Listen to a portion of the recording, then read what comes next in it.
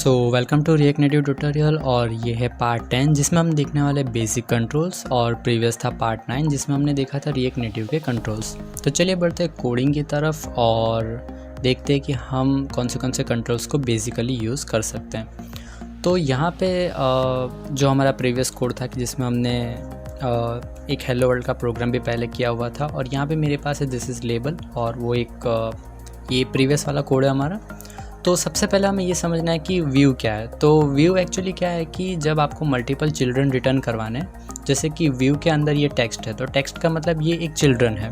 तो वैसे ही अगर मुझे एक और चिल्ड्रन को रिटर्न करवाना है तो यहाँ पे हमें व्यू चाहिए। अगर आप व्यू का यूज़ नहीं करोगे तो वहाँ पे एरर जनरेट होगी क्योंकि आप एक ही पेरेंट रिटर्न करवा सकते हैं। तो ये बात थी व्यू की। तो व्यू काफ़ी सिंपल है, जैसे कि HTML में डिवीज़न होता है वैसे ही यहाँ पे व्यू है। तो बढ़ते हैं नेक्स्ट कंट्रोल की तरफ। तो यहाँ पे सेकंड हमारे पास है टेक्स्ट। तो जैसे कि एंड्रॉयड और iOS में होता है UI लेबल और टेक्स्ट व्यू, तो वैसे ही यहाँ हमारे पास है टेक्स्ट। तो टेक्स्ट से आप क्या कर सकते हैं, एक लेबल की तरह कोई एक हार्ड कोडेड या फिर सॉफ्ट कोडेड स्ट्रिंग को आप डिस्प्ले करवा सकते हैं और ये यूज़र इंटरेक्टेबल नहीं होती है, मतलब कि जैसे कि आप टेक्स्ट बॉक्स में इनपुट करते हो वैसे यहाँ पे नहीं होगा। तो ये सिर्फ एक हार्ड कोडेड या फिर सॉफ्ट कोडेड टेक्स्ट को डिस्प्ले करेगी। नेक्स्ट है हमारे पास टेक्स्ट बॉक्स की, जिसे हम क्या करेंगे, यूज़र के पास से हम इनपुट ले सकते हैं। तो बेसिकली उससे क्या होगा कि हम यूज़र को एक कीबोर्ड का इंटरफेस प्रोवाइड कर पाएंगे जिससे वहाँ से वो इनपुट कर पाएगा। तो उसे हम कहते हैं टेक्स्ट इनपुट, जिसे हमें सबसे पहले रिएक्ट नेटिव में इंपोर्ट करवाना पड़ेगा और फिर हम उसे यूज़ कर सकते हैं। जैसे ही आप सेव करोगे यहाँ पे रिफ़्रेश होगा और एक टेक्स्ट बॉक्स अवेलेबल होगा। शायद आपको नहीं दिखेगा क्योंकि वो मतलब ट्रांसपेरेंट है। तो यहाँ पे जैसे ही क्लिक करते हैं वहाँ पे कीबोर्ड अवेलेबल हो जाती है। तो हमें एक्चुअली क्या करना पड़ेगा, कुछ स्टाइलिंग अप्लाई करना पड़ेगी। तो स्टाइलिंग अप्लाई करने के लिए आपको एक कांस्टेंट बनाना पड़ेगा और कांस्टेंट स्टाइल से फिर आपको चाहिए स्टाइल शीट। उसकी एक मेथड होगी क्रिएट, और क्रिएट में आपको कर्ली ब्रैकेट बनाने और वहाँ पे आप एक स्टाइल को डिफ़ाइन कर सकते हैं। जैसे कि मैं यहाँ पे डिफ़ाइन करने वाला हूँ इनपुट स्टाइल, और इनपुट स्टाइल में सिंपली क्या होगा, कुछ स्टाइलिंग डिफ़ाइन करते हैं जिससे हमें पता चले कि यहाँ पे टेक्स्ट बॉक्स अवेलेबल है। तो मैं यहाँ पे ग्रे कलर कर रहा हूँ और बॉर्डर की विड्थ चाहिए मुझे, और विड्थ में मैं सिंपली 3 प्रोवाइड कर रहा हूँ। तो यहाँ पे हमने प्रोवाइड कर दिया है और सिंपली मुझे स्टाइल अप्लाई करने के लिए क्या करना है, मुझे यहाँ पे स्टाइल लिखना पड़ेगा और कांस्टेंट का नाम तो स्टाइल डॉट इनपुट स्टाइल।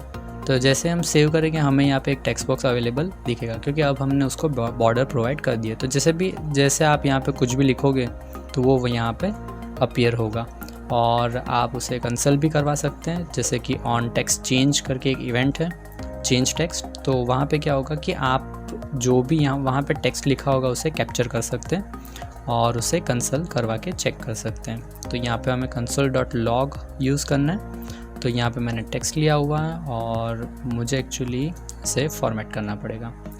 तो सेव करके चेक करते हैं कि आउटपुट में क्या आ रहा है, और ये रही मेरी कंसल। मुझे चाहिए ये वाली कंसल, और वो वाली जो कंसल थी वो इम्यूलेटर के लिए थी।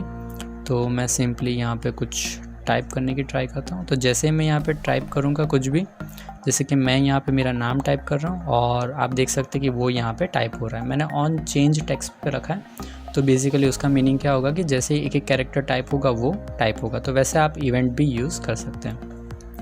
नेक्स्ट मुझे लेना है बटन। तो मैं अब दिखाने वाला हूँ कि बटन कैसे यूज़ करते हैं। तो ये शॉर्ट एंड टेक्निक से मैंने बटन ओपन क्लोज कर दिया। जैसे ही मैं सेव करूँगा वहाँ पे एरर आएगी क्योंकि बटन का मुझे नाम देना पड़ता है। तो नाम देने के लिए मुझे क्या करना पड़ेगा, टाइटल, और उसमें मैं लिखने वाला हूँ क्लिक मी। जैसे ही मैं सेव करूँगा यहाँ पे आउटपुट अपीयर हो जाएगा और यहाँ पे मैंने क्लिक मी लिखा हुआ है। तो सिंपली वहाँ पे भी हम कंसल करवा सकते हैं। तो उसके लिए मुझे चाहिए ऑन प्रेस इवेंट। तो यहाँ पे आपको ध्यान रखना है कि ऑन क्लिक नहीं आएगी, लेकिन यहाँ पे क्या होगा, ऑन प्रेस इवेंट आएगी। और मैं सिंपली क्या कर सकता हूँ, console.log करके अगर मैं यहाँ पे लिख रहा हूँ हेलो वर्ल्ड, तो क्या होगा कि जब भी बटन पे क्लिक होगा वो हेलो वर्ल्ड प्रिंट करेगा कंसल में। तो जैसे मैं यहाँ पे क्लिक कर रहा हूँ तो यहाँ पे हेलो वर्ल्ड अपीयर हो रहा है। वैसे ही हमें देखना है कि ये तो एक सिंपल एग्जांपल था बटन का, लेकिन हम बटन को काफ़ी और तरीके से भी यूज़ कर सकते हैं। नेक्स्ट हमें देखना है कि फ्लैट लिस्ट। तो फ्लैट लिस्ट में क्या होगा कि जब आपके पास मल्टीपल डेटा अवेलेबल होगे तो आप क्या करोगे, उसको प्रिंट करोगे। और जैसे कि लिस्ट मुझे प्रिंट करनी है, जैसे कॉन्टैक्ट लिस्ट होती है तो वहाँ पे क्या होता है कि सारे नेम एक ही पोर्शन में या फिर एक ही स्टाइलिंग में प्रिंट हुए होते हैं। तो उसी के लिए हम यहाँ पे क्या यूज़ कर सकते हैं, फ्लैट लिस्ट का यूज़ कर सकते हैं। तो सबसे पहले मुझे एक डेटा बनाना पड़ेगा, तो मैंने यहाँ पे बना दिया डेटा और मुझे चाहिए स्क्वायर ब्रैकेट क्योंकि मैं एक एरे बना रहा हूँ। तो यहाँ पे मैं सिर्फ एक सिंपल एरे बना रहा हूँ और यहाँ पे एरे मेरे पास रेडी हो चुका है। अब मुझे चाहिए फ्लैट लिस्ट, तो मैं सिंपली क्या करूँगा कि यहाँ पे फ्लैट लिस्ट को इंपोर्ट करूँगा रिएक्ट नेटिव में। और जैसे ही फ्लैट लिस्ट आ जाती है उसके कुछ एट्रीब्यूट्स है या फिर आप उसे प्रॉपर्टीज़ भी बोल सकते हैं। तो सबसे पहले होगा डेटा। डेटा का मतलब है कि जो डेटा आप फ्लैट लिस्ट में प्रोसेस करना चाहते हैं वो। तो मैंने यहाँ पे पास किया है डेटा। सेकंड पैरामीटर, या पैरामीटर नहीं कह सकते लेकिन एट्रीब्यूट कह सकते हैं, तो रेंडर आइटम। तो रेंडर आइटम का मतलब हुआ कि आप डेटा को किस तरह से प्रिंट करना चाहते हैं, मतलब कि कौन सी पैटर्न में प्रिंट करना चाहते हैं। तो उसके लिए मुझे सिंपली क्या करना पड़ेगा कि यहाँ पे आइटम लेना पड़ेगा और मैं पॉइंटेड एक फंक्शन बना रहा हूँ, एरो फंक्शन कहते हैं उसे। तो मैं यहाँ पे एक सिंपल टेक्स्ट ही मुझे यूज़ करना है, तो मैं सिंपली ले रहा हूँ टेक्स्ट और मैं वहाँ पे पास कर रहा हूँ आइटम को। मेक श्योर कि आप कर्ली ब्रैकेट लिखना ना भूलें क्योंकि यहाँ पे आप JSX का यूज़ कर रहे हैं। तो जैसे हम सेव करते हैं और चेक करते हैं कि आउटपुट में क्या आ रहा है, तो यहाँ पे एक एरर आई है कि objects are not validate React child. तो इसीलिए मुझे यहाँ पे एक्चुअली क्या करना पड़ेगा कि जो रैंडम आइटम मैंने लिया है उसके पहले मुझे एक राउंड ब्रैकेट बनाना पड़ेगा और उसके अंदर मुझे एक स्क्वायर कर्ली ब्रैकेट बनाना पड़ेगा। और अब मुझे क्या करना है, आइटम कॉमा इंडेक्स। तो जैसे ही मैं सेव करूँगा यहाँ पे 1 to 5 प्रिंट हो चुका है, लेकिन नीचे एक ऑरेंज कलर की वार्निंग आ रही है।